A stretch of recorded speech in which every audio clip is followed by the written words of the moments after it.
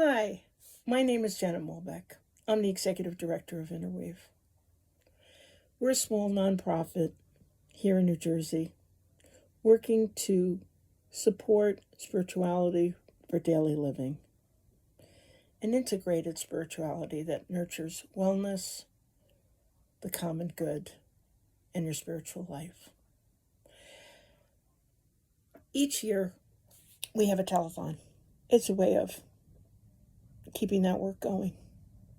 If you didn't have a chance to tune in, we hope you'll take advantage of this second opportunity.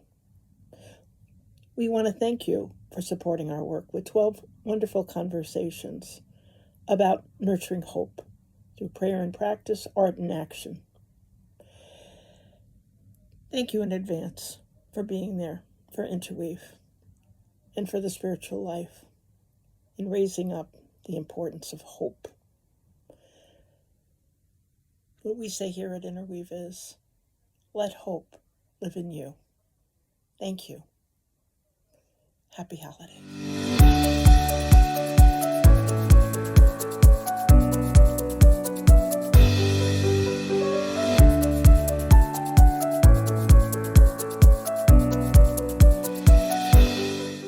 Hi, welcome back. I am actually trying to the fifth hour of 12 hours of really exciting and hope inspiring conversations at our fourth virtual telethon for the support of the Interweave community. I am excited that I'm going to now welcome a colleague and friend and longtime interweaver, Pat McKenzie, to our podium. Here we go. There you are. Welcome, Pat. And just to say a little bit about Pat, Pat is a retired CEO who now, and we're grateful that this is so, is channeling her leadership skills, which are formidable, I just want to say, into a ministry that supports spirituality, leading contemplative prayer groups, I think for over five years now, Pat. And she also works with the community of St. John the Baptist on with their online prayer team, and really is at the helm of that, creating these beautiful um, prayer experiences for people. We were talking earlier, Pat, about how digital prayer can be powerful. And you do that once a month. Let me give a little plug for it. Once a month, every first Friday at 10:15. Did I get it right? Again, is a 10:15, yeah. 10:15. And also, you're an oblate with CSJB, and you're really leading that aspect of the CSAGB community, along with our good friend Sue Negrato. You've been a long time friend of Interweaves. You're a co-facilitator of our Living Wisdom group, and we'll talk more about that, I am sure. And you have an active shamanic practice. I don't know. It doesn't sound like you're very retired, Pat. It sounds like your ministry is on full throttle, and we're grateful for it. How are you? Good morning, good afternoon, and thank you for being with us to Well, thank support. you. Thank you for that great introduction, and thanks for giving me some time. I'm looking forward to see where this conversation will go. And you're right about, I tell people I'm retired, and then in the next breath, I have a very booked schedule. So I think being retired for me means that I'm not working issues of livelihood, but I'm definitely working issues of my vocation, I would say. So that's kind of how I compartmentalize it. So and so many of our friends, I mean, it's a season in life to move not so much into retirement, but into the next chapter. Yeah, yeah, agree. Yeah, because you realize that life is finite, And so, what is it that I was supposed to be doing, or how can I live into the full expression of myself? That's the way I like to think of it. What is the full expression of myself, and how can I live into it? And I'm still looking for that. And I think that's kind of what's drawn me into the areas that I'm working in right now, is that kind of search for what is the full expression of myself on this planet. So, and I'm grateful to Interweave, by the way, because when I think about my relationship with Interweave, it goes back to before 2000. So we're talking like um, I probably 30 years rather than 25, and or maybe even 35, I'm not sure. And it really has helped me do that exploration so that I understand what does it mean to have the full expression of myself, and it's not just necessarily in one area or another. So, I just let's just dig into the history just a little bit because I'd like to talk a little bit about the Saturday class. Sure, sure. 35 years. I think 15 of them I have spent with you at least on Saturday class, maybe 20. Right. I don't know. Time is a movable feast. Mhm. Um, and that class is sort of emblematic or a signature class, if you will, of the work of Interweave. Right. I don't know why I must have been like, okay, we're going to talk to a very person who needs to be probed deeply and understood. I'm like, why did I put my glasses on to talk to Pat? Looking at this piece of paper. I don't know. Maybe to see me Um, better. But I actually want to kind of correct your terminology, because I like to think of it as I've been doing a Saturday day retreat for, I think it did start in 1999, 1998. I was in the second class, the second group that I think it was called Basic Christianity. And it was led by Bob Morris at the time. And it was really a day retreat. It was a day that we spent at the community of St. John Baptist, and it started with, I think Bob used to call it a didactic presentation. I'm not sure that's very complimentary, but I think that was the name. And it had a lot of retreat time in it, and worship and discussion, and we have actually carried that tradition, and you and I have carried it, as you say, at least 15 years forward from that second class. We were in the second group, but the reason that I like to call it a day retreat is that it is so helpful to kind of take a pause. And it used to be the third Saturday of the month, and you could set your watch by it. And we tried to kind of keep that day open. And I think we've moved to the fourth Saturday of the month, but you keep that day kind of set aside. And it's a day to kind of study, share, worship with a group of people who are interested also, in my words, in the full expression of themselves. And we take different topics. We've been through all kinds of topics, from the basic Christianity to deepening Christianity to the lives of the mystics to we did a lot of ecology, process theology, and now we're doing it's really a great, tell them what we're talking about right now because it's I, amazing, and yeah, we didn't know how uh, how providential timely it would be. providential the choice was. So Um, we're actually working on two books as study guides for this group that gets together, and some of us are facilitators, some of us are participants. All facilitators are also participants. And one of the titles is something by, you might know, Brian McLaren, who really took over from Richard Rohr, writing his Richard Rohr Daily Column. I think he's the editor of that, or he might not be now, but he was for a while. He was doing that, and he wrote an intriguing book called Life After Doom. And Life After Doom is written about the climate. So Fletcher's comments are applicable, but he was talking about different scenarios of doom that would be unavoidable and inescapable.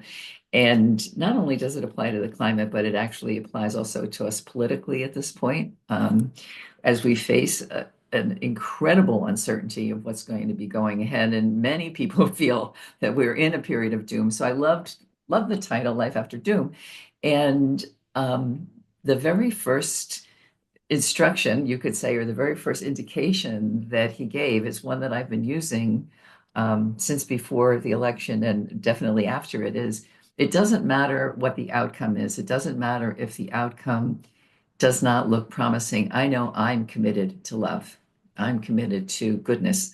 I'm committed to justice. I'm committed to, and that just doing that has been so helpful in waking up in the morning with any kind of optimism. Why am I optimistic? Because I know I'm powerful and I am committed to I just use the word shorthand love, although I know that's a very overused word.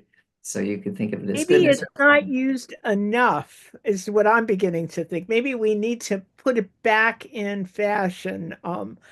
I love that you said awake, and even as I hear you say kind of a mantra of those words, I am, I am, I am. This is how these conversations have been filling me with hope and awake, that this is really, Interweave is a community.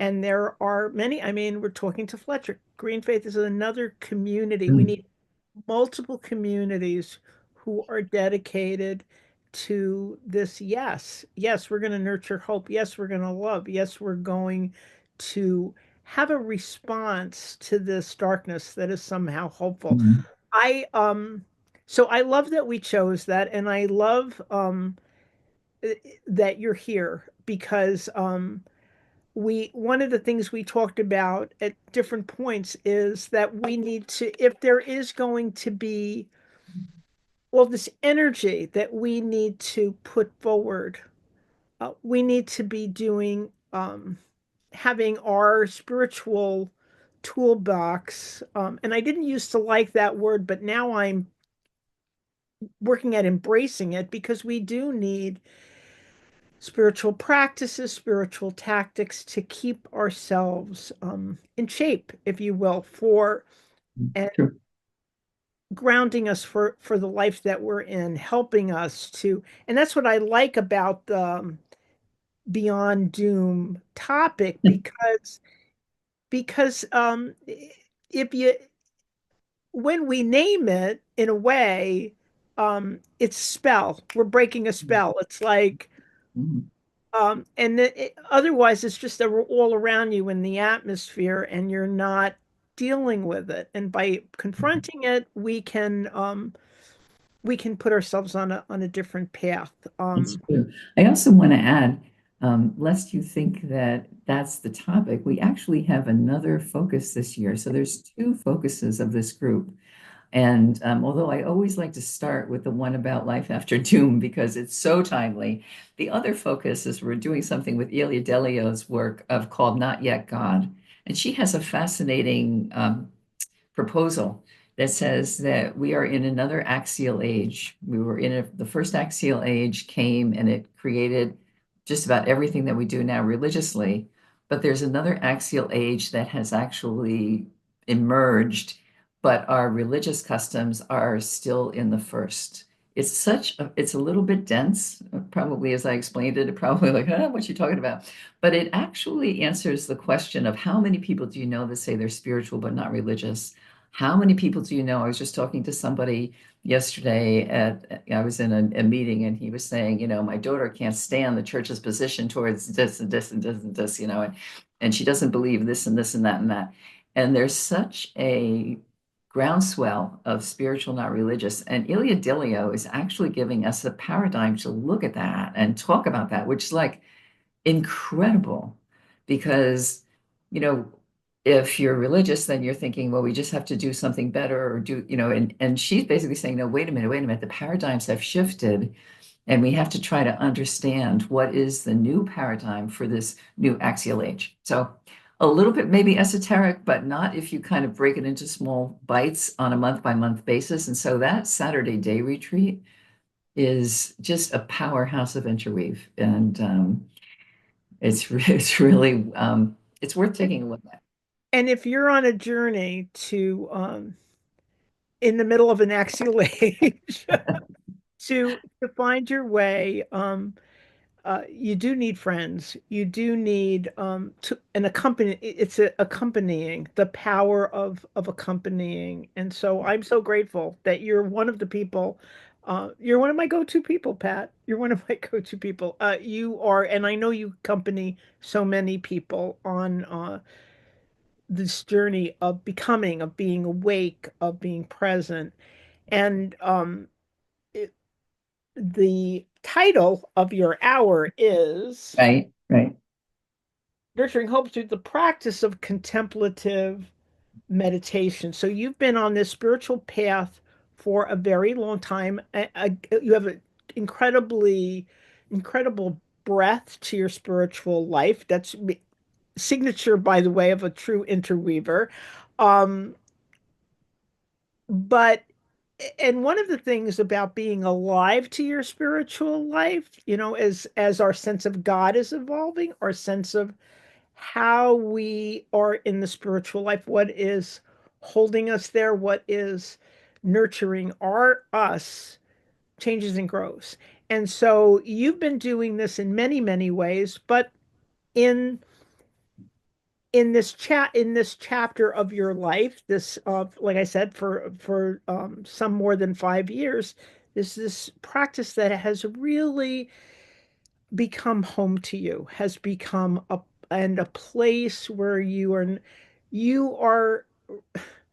I mean, I've been in spiritual contemplation with you, and there's kind of a hum of unity when you're with someone in that, and your your spirit, your authenticity, your presence with God is, you know, I can feel it. It's so rich to share that with another person.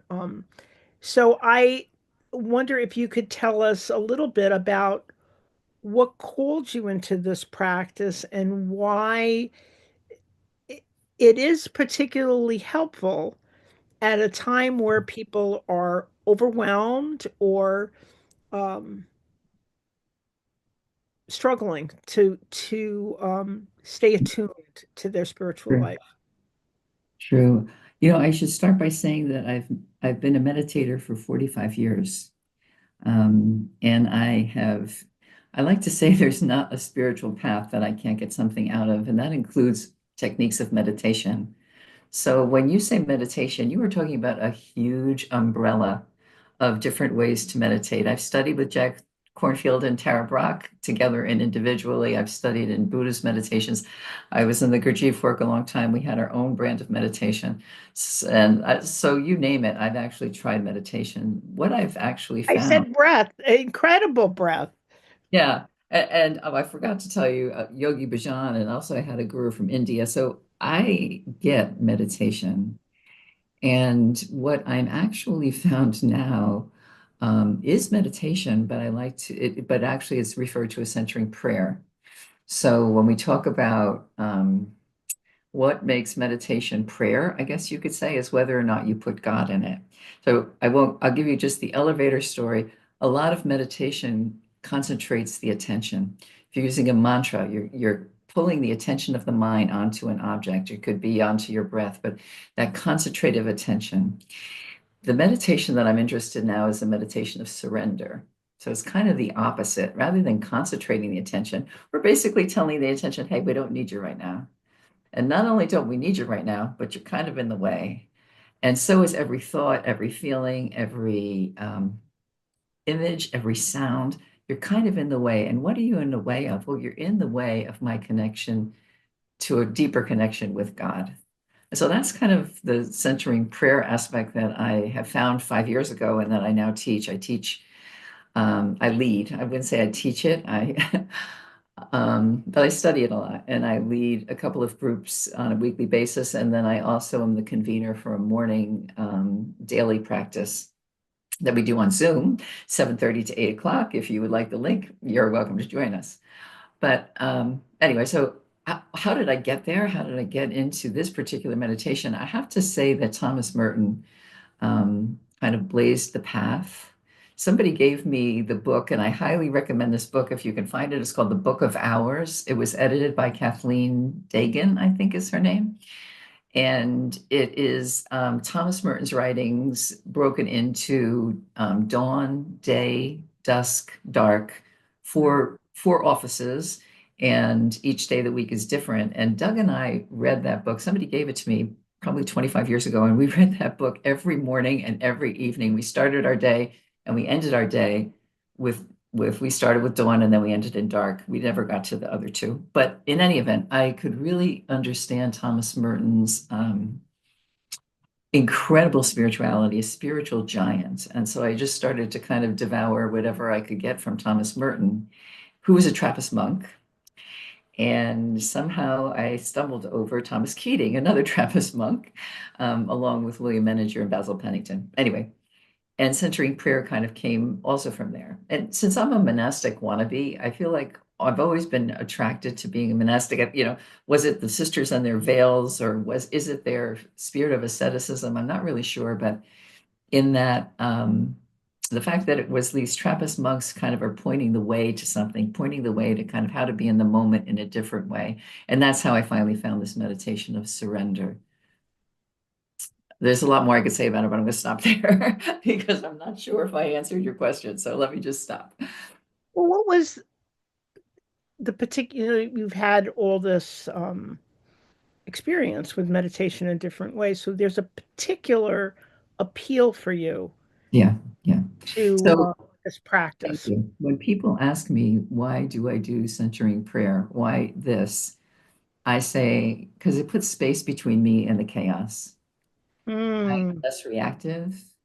I am less opinionated. If you can believe it, I was opinionated before. I'm able to let go of my opinions because don't forget, it's a meditation of surrender. It's a meditation that uses intention.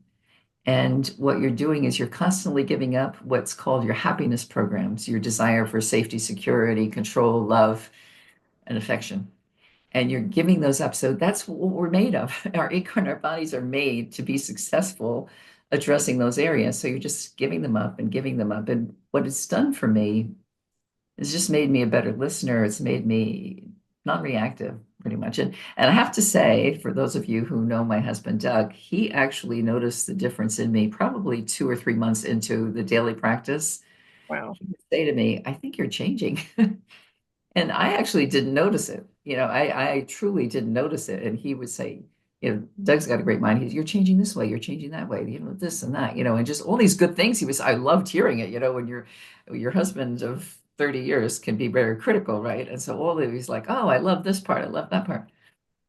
I do see what he means about it, but how I express it is there's space between me and the chaos. And I really value that. And there's a lot of chaos, or it can Yeah, feel, chaos, yeah. it can feel like there, one of the things as we move through these hours of sharing is that that's our perception. We can change that perception. There can be we can create a shift as we Yeah.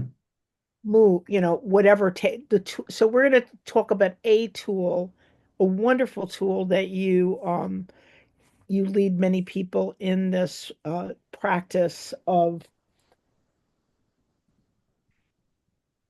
nurturing people through contemplative prayer. What I'm just wondering, could you actually, I know we're not going to, this is not a lecture, but I wonder if, just like earlier today, uh, we were with Carrie Kabush talking about mental health, and we moved through just some, can you move us through some of the steps involved or help us to understand? Okay. And knowing that we're not gonna, we can't really do it No, fully, but maybe we could give people like a little teeny taste, Pat. Do you think we could give people like a little teeny taste of what it absolutely. would Absolutely. take? I have to say that very, um, very often the person who does this kind of prayer first, their first time, they feel like a failure. So I'd say right off the bat, please understand that you have to kind of have a certain way of looking at it so that you don't end up saying, like, why would I ever want to do that? And the first thing to remember is that what we're really doing is we're strengthening our intention muscle. Remember, I said most meditation concentrates attention? Well, we're strengthening our intention. And our intention always, always, always is to consent to God's action and presence within us, to consent to be transformed. Sure, don't we do that all the time? Yeah, with our incarnate way that we think of. We do that so that we can be successful. But what we're really trying to do is called the via negativa. The via negativa is to empty Jesus's practice of kenosis. Although he was in the form of God, he did not see that equality with God was something to cling to, but he emptied himself. So we're actually just doing kenosis. That's self-emptying. We're just emptying by intention. And why? Because we want to sense and see and feel beyond all of these regular senses, God's action and presence within us. So it's a really high ideal, and don't expect to be able to do it right away. Why? Because what we have to do is we have to give up our thoughts. We have to literally say they're not important. Some of them are silly, like, when do I have to put the chicken in the oven? Some of them are sticky, like, why did he say that to me? And some of them are like anxious, like, how am I going to handle la, right? But what we're trying to do in this meditation that we're going to do in a couple of minutes, we're using intention. So it's a very different muscle. And Father Keating, who was one of the people that popularized it, he was actually not the person, by the way, who developed it. So if you think Thomas Keating did centering prayer, that's because he did a good PR job. But what Thomas Keating said when a nun had said to him, "Oh my God, I did it for 20 minutes and 10,000 times I had to use my sacred word to stop those thoughts." And he said, "Oh, 10,000 times you exercised your intention. How exciting." So that's what you're really trying to do. Now, when she said stop those thoughts, you can never stop your thoughts. There's 47.6 thoughts a minute by some Cornell University study that I didn't count them, but some Cornell University says on average, we think 47.6 thoughts a minute. So you're never going to interrupt those thoughts and let them go. But what you're going to do is detach from them. Now, how do you detach from them? By your intention and by using a sacred word. Sacred word can be anything. And for this thing, I'm going to just use the word listen as an example. Listen is not sacred in itself, but you tie it to your intention. So every time you think listen, you're remembering, not with your mind, but with your organism. I'm consenting to God's action and presence within me. I'm consenting. Now, that is, by the way, the Western type A formulation. If that kind of like you don't resonate to that, you could also think, because I want to lift my heart gently to God with a stirring of love, desiring God for his own sake and not for his gifts. A way of the heart, a way of the mind. But we're going to use Thomas Keating. We're going to use, I'm consenting to not be successful for this moment. I'm consenting to the via negativa. I'm consenting to God's action and presence within me, whatever that might be, without every faculty that is made to be successful in this life. That's the meditation. Simple, not easy. So we take the word, let's take the word listen. Let's everybody use the same word. We like to usually do this meditation 20 minutes because it takes, by the way, 17 and a half minutes, again, just by studies and watching brain waves, 17 and a half minutes for the mind to quiet enough that you're going to reliably be hitting that over and over again, those nanoseconds of intention that are kind of successful. We're going to just try it for a couple minutes, right? So how do we do it? It's 4 steps, very easy. Choose a sacred word. We already did. We're going to use listen. Tie that sacred word to your intention. Our intention is to consent to God's action and presence within us. And we just tie that word. The second step, start saying your sacred word to yourself in your mind. Listen. Listen. The word hopefully will drop off like you're going to sleep. Listen. Then what's going to happen? Step 3, when you have a thought, 47.6 thoughts a minute, you might remember, oh, the chicken, did I take the chicken out? Just let that thought go. We're detaching, we're self-emptying, we're using kenosis, we're emptying. Listen. Listen. That's step 3. Return to your sacred word when there's a thought. That's step 3. And then step 4, we don't want to just rush back into life because we're moving from ordinary awareness into spiritual awareness. So you want to come back slowly. Sacred word, listen. Start saying the sacred word in your mind silently to yourself. Let it drop off. We're practicing emptying. Every time you see a thought, or it could be a song. For a long time, I heard Tantum Ergo. I thought I was like, go to the head of the class. I am singing a spiritual song in Latin. Doesn't get any better. That's just the happiness programs for success. Don't sing Tantum Ergo. listen. And I'll stop us after a couple minutes. So what time is it now? Okay. So, okay, I'm sorry. Sacred word, listen. Start it in yourself. When you have a thought, very gently, not angry, not like, oh God, I'm thinking again. You're always going to be thinking again. Listen. And then when I stop, I just wanted to just take a couple breaths. Might not get anywhere, but just we're going to empty of all effort and just take and drink the present moment. Okay. So let's go. And I'm going to just time us a little bit. So you just kind of, I wish I had a gong. I don't have a gong with me. So I'm just going to gong. Already there. I'm excited. You're my midday reinfusement. Thank you. Start with your sacred word. We're just going to do 30 seconds.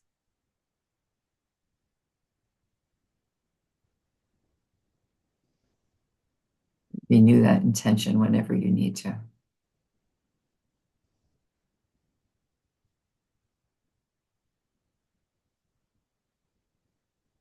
And again. And again. You get the idea. That's centering prayer. Wow. Now, can I just vent a little bit and say that some people play the harp during centering prayer? Now, here's a pop quiz. What kind of meditation is playing the harp when you're meditating or listening to the seashore or any of those things? Concentrative, pulling the attention, working with the attention. We do not want to work with the attention. We're working with the intention. So you're playing a harp, you're listening to it, you think you're meditating. You are meditating. You're just not doing this form of meditation. And why is it prayer? Because of our intention to consent to God's action and presence within us.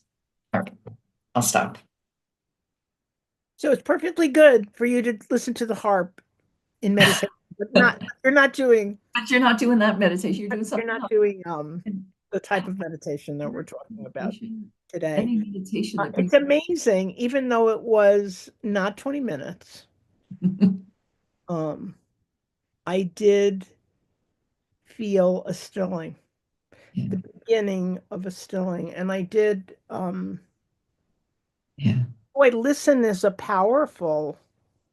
It's a good sacred word. It's a powerful word. When even you were, even in the instruction, I was like, Yeah, what a powerful word to yeah. bring into your intention. But you could just as easily do it with peace. You could use any so and sometimes people get superstitious about their word and sometimes you can't, like sometimes your word claims you and you can't get rid of it. Like every time I sit down, like, oh, here's my word again. Listen, right? But the word isn't sacred. It's what's sacred is that consent to God's action and presence within us. And those words, and I'm not going to go into it right now, but if you're interested, I'd love to talk to you about it. That consent to God's action and presence within us, he says it that way very specifically. He's talking about some theology that goes about it's not easy to consent to be transformed. Do not mistake that you think that you're just chomping at the bit to be transformed because we're so connected to success in life. And so, success, consent to be transformed is a good way to say it. I'm allowing it. I'm hopefully giving my permission to be transformed by something bigger than my success story. So, Wow, that was it's amazing how even just a few moments, because I started when you gave the instruction, yeah, yeah, like, okay, I'm ready. yeah, so, yeah, sure. Or it's a powerful practice. It's a powerful tool. Um, and I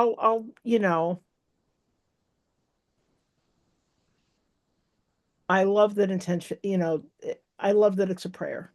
I love that it's a prayer. Yeah, me too. Um, But, I just want to make sure that people, because this usually I'm talking to people who are not meditators, people that are drawn to centering prayer. I'd say 90% of the people that I lead have not done meditation. So if you are a practice meditator and you're kind of thinking like, what are you, like, get off, don't yuck my yum, please, all meditation that brings us to the present moment is a wonderful thing to do. I don't mean to dismiss it.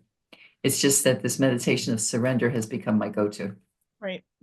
And ballet is dance, jazz is dance.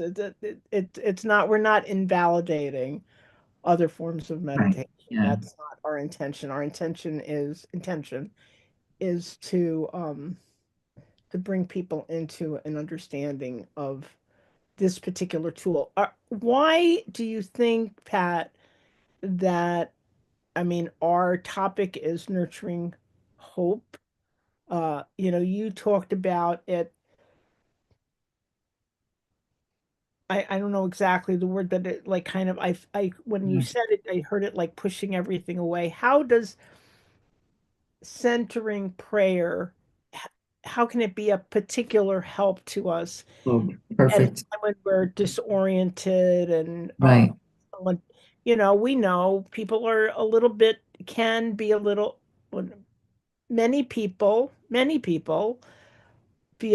some people feel disheartened or discouraged or overwhelmed.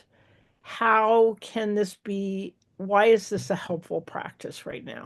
That's a great question, and thank you for asking it because it's a little bit like what I was talking about with Life After Doom when you realize, oh, wait a minute, I'm committed to love. It's a little bit like that. Like, oh, wait a minute. It looks to me and my recipes for success that the world is not okay. That's what it looks like.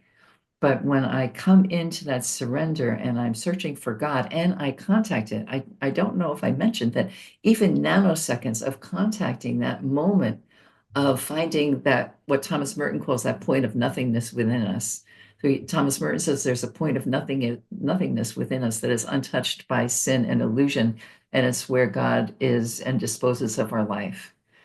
So by finding that point, even for a nanosecond, I all of a sudden understand the game is bigger than what I thought it was. So, how does action, I think that what I've just really touched on a little bit is how does action and contemplation live together?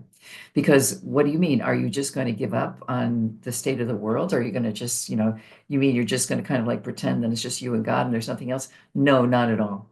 But when I have those nanoseconds of touching God, action kind of is a result of that. Oh, I see I need to bring chicken soup to my neighbor. Now, I didn't go to change the world or run for office, but just that moment, like something happened and I come out of this and there's an action indicated and I just follow that action.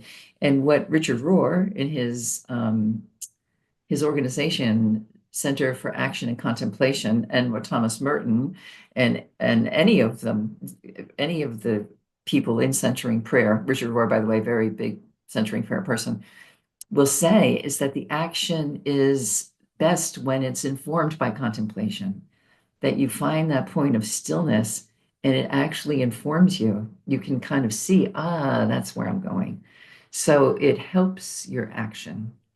And at the same time that it's helping your action, because you're not worried about the ordinary success programs that you have, of making enough money and having enough love and am I safe enough?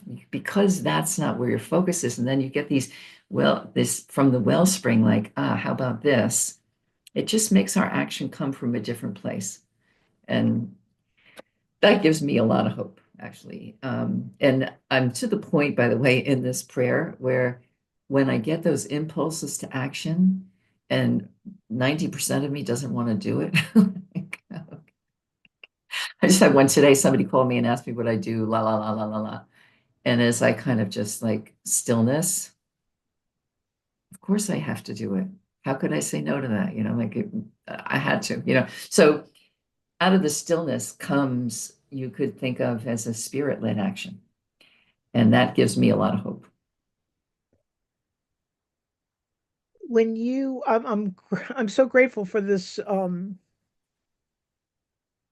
for a practice that does nurture hope. Let me ask you, we were talking earlier about Sabbath, and I'm almost hearing Sabbath in the way that you describe this, that you pull away, you stop, you put out your intention, and there's a clearing You that wait. then enables you to move to action. So we're not retreating from the world, No. not at I was all. just, yeah, that, that Teze chant, wait for the Lord, whose day is near, wait for the Lord, be calm, stay, okay, take heart. That's what you're really doing. You're waiting because the door between us and God does not open, we don't have to handle. It's really given by grace, right? So we wait. We just kind of like, and I'm going to stop worrying about the chicken. I'm not going to worry about the next presentation I have to do. And I'm not going to be angry because he said this to me. And I'm going to wait for what? What am I waiting for? Well, I'm consenting to God's action and presence. I'm lifting my heart to God with love, loving God for his own sake, not his own, not his gifts. But I'm just waiting. And so, yeah, it's an interesting other take on the Sabbath. Um, because on the Sabbath, you kind of try to kind of enter a different space. So this is a much more, you can do it 20 minutes a day. And then, yeah, so you could think of it as, I guess, a 20-minute Sabbath, but you're not doing it for so much the rest. That's kind of the outcome. You want to always you're strengthening that intention muscle that says, I want to know God, and not with my incarnate parts.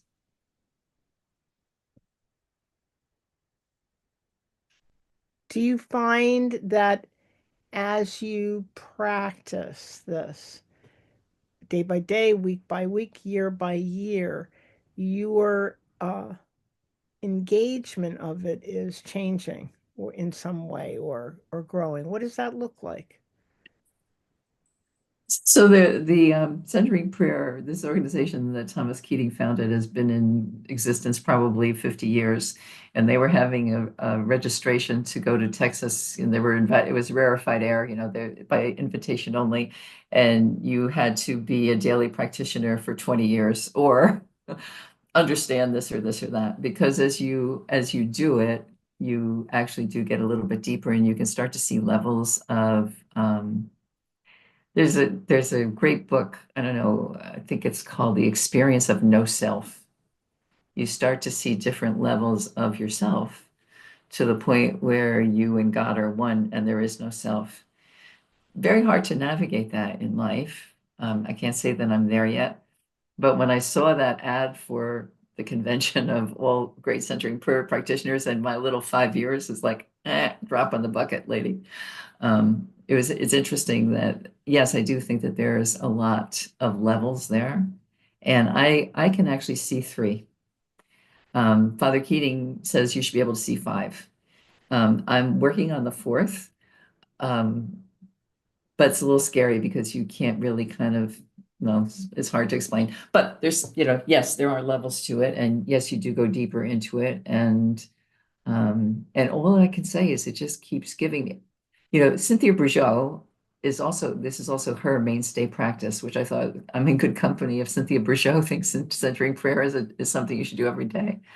But she also talks about what you just asked me, that you kind of go deeper into it, and then you have like a little bit of a different sense of yourself. And we'll see where Well, that leads me. well, there's always more on the spiritual path. There is always more on the spiritual There's path. always, yeah, There's exactly. There's always always more. an And And it's disorienting too, by the way. Like, I think that, and that's true of most illuminations on the spiritual path. You get an illumination and it's not like, oh, joy and wonderful. Now you have to integrate it and you have to try to see how does this fit in with my vision of success in this life. So which is there's why a it's always constant important to have a reviewing. good uh, spiritual guide and people to accompany you on Yeah. the right. And Um, places like Interweave that you can meet other people who are trying your things or maybe other things. And you learn from that because you listen to this person who's doing things this way and this person who's doing things that way. And it really weaves together a roadmap. So those roadmaps are really important. And I think that's probably what the biggest thing that Interweave gives us is the ability to refine the roadmaps. And that's been going on for as long as I've been in Interweave, which I think, I don't know, 30 years. I don't remember really. Many decades. Yeah, it's been a Well, long, you yeah. mentioned hope, and I want to ask you in a particular way too. We've talked about a lot of things. We've talked about a lot of the work that you're doing, how full your ministry is, and so uh, you're on this path. You're guiding other people on the spiritual path. How and we know that we're in a particular we are as you mentioned at the beginning of the hour in an axial age and tremendous change, and change can lead to discomfort. I'm going to use the word discomfort instead of Right, right. Out of your comfort zone. Yeah. you know, how are you, where are you finding hope? Where are you seeing hope in on the spirit in whatever you way you want to reflect that to us? That's a good question. You know, I really bought the idea that Kamala said, which was that there's more that unites us than separates us. I really believe that. And I think that what we're seeing now in the world, what my assessment is, and maybe this is just before the bomb explodes on my head, I don't know. But my assessment is to fast. I'm fasting from the news. Richard Rohr actually recommended that, and I think he was right because I don't want the phantoms of fear to devour me and use my energy into the fear machine. And I think at the end of the day, I have hope that we all have more in common than doesn't than we don't. And we might not have the same language, and there might be a lot of anger coding people's point of view, and we would do well to try to understand what is that? It really is disorienting to see it when it's coded in such anger. But that's my hope is that we really do have more in common as human beings. We'll see. We'll see. And maybe if not all human beings, in the great battle of good and evil, are there people that have gone to the dark side? Our theme for Christmas this year is the sun shines on everyone. It doesn't make any choices. And when it rains on everyone. It doesn't make any choices. And that's kind of where my hope is. My hope is in that there's something much bigger than us going on. And I put my trust in that. I love that. And I just want to say that Interweave is great and grateful for your ministry and for all the ways you are um, sharing life and sharing hope with people on the spiritual path, because we do need companions. We do need mentors to help us to go there. And if you're interested, one another way that you can meet Pat and her ministry is we Interweave collaborates with the online prayer team uh, every first Friday at 10 o'clock. Is that right, Pat? And I think Yeah, that they can 10:15. Yeah. 10:15, 10:15. Don't come at 10 o'clock. You'll just be see a little thing spinning telling you to wait. But while you're waiting, you can go into to spiritual prayer. No, it's a beautiful um it's just what 45 minutes of sharing, Yeah. and it is amazing um the sense of that people are hungry. It's another example of people are hungry for ways to share spiritual life, and Yeah. people are hungry for community. And we had there was a little community online Right. praying for, and we talked. It's funny because Fletcher Harper was here just before you, and we were talking about how he had been at the convent, and we had done prayer programs on spiritual ecology programs there. It's a place of it's got spiritual mojo, the beauty of those grounds. It's a testament to God's presence in nature. And you are that's another reflection of your ministry because you have worked with the sisters at Mm-hmm. St. John the Baptist for so many years. Yeah. I'm a And monastic wannabe. And I do have a rule of life. So being an oblate is to have a rule of life, and that helps me too. Yeah. thank you for your ministry and for your Thank sharing you. and for your Take continued care. support of Interweave. Thank you. Take care. Bye-bye.